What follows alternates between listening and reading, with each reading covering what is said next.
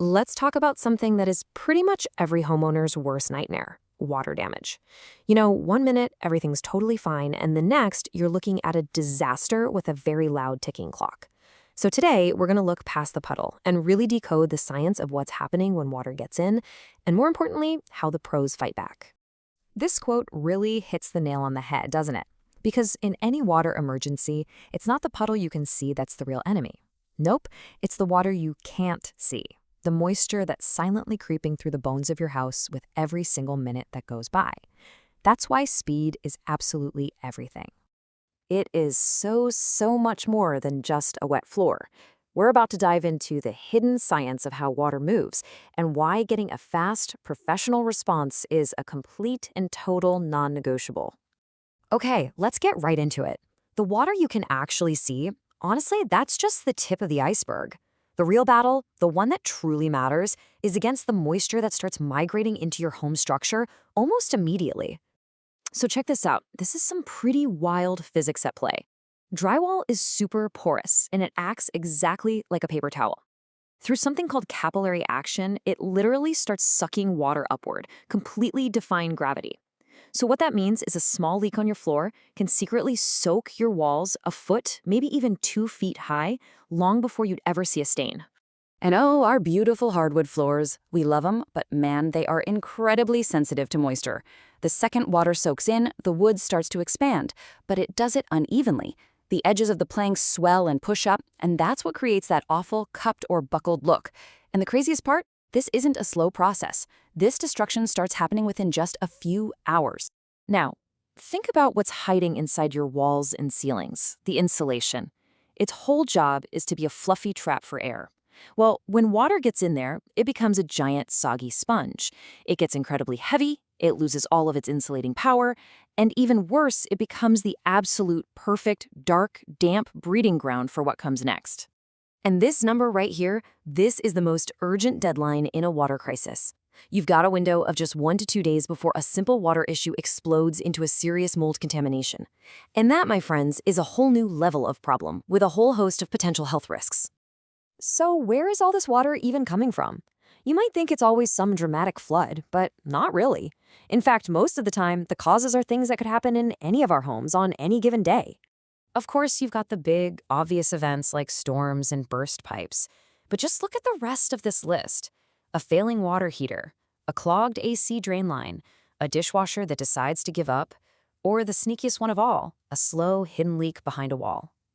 Any one of these can cause just as much catastrophic damage over time. The threat's really coming from inside and out.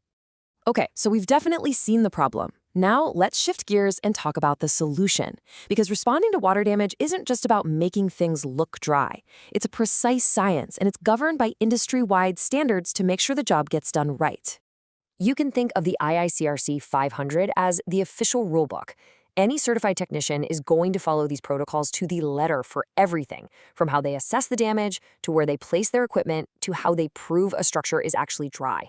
This standard protects you, and it's what makes sure your insurance company will recognize the work as totally valid.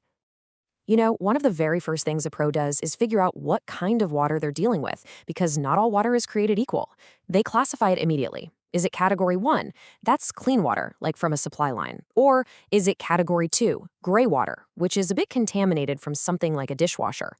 Or is it Category 3, black water? That's the really bad stuff. Sewage, floodwaters, a serious health hazard.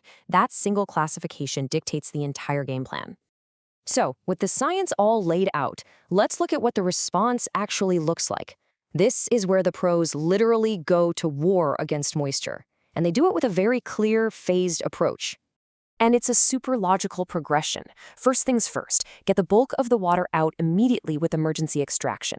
Second, you deploy all the specialized gear to dry out the structure itself while constantly monitoring the progress. And only when it is scientifically proven to be dry do you move on to the final phase, the complete restoration and rebuild.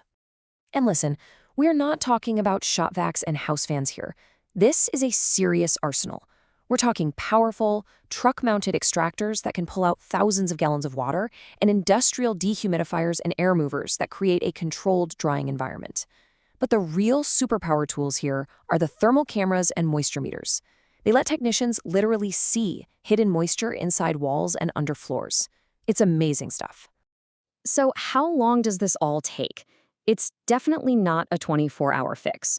For standard water damage, you're usually looking at about 3 to 5 days just for the drying phase. If you've got soaked hardwood or dense plaster, that can easily stretch to a week, maybe even longer. Rushing this is the single biggest mistake you can make, because any moisture left behind is a guaranteed invitation for future mold problems. So the equipment is finally gone, the loud noise has stopped. Let's talk about the final steps in this process and what the most important takeaways are from this whole chaotic experience. Okay, it's really important to understand two key terms you'll hear: mitigation and restoration. Just think of it like this. Mitigation is the emergency response. It's about stopping the bleeding, getting the water out, and drawing the structure. Restoration is what comes after. That's healing the wound, the rebuilding process, replacing drywall and flooring, and putting your home back to the way it was before. Throughout this whole process, documentation is your absolute best friend. Professionals will create this huge, detailed file with pictures, moisture readings, drying logs, the whole 9 yards.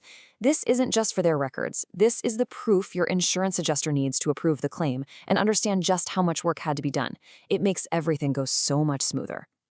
And that brings us to our final thought here.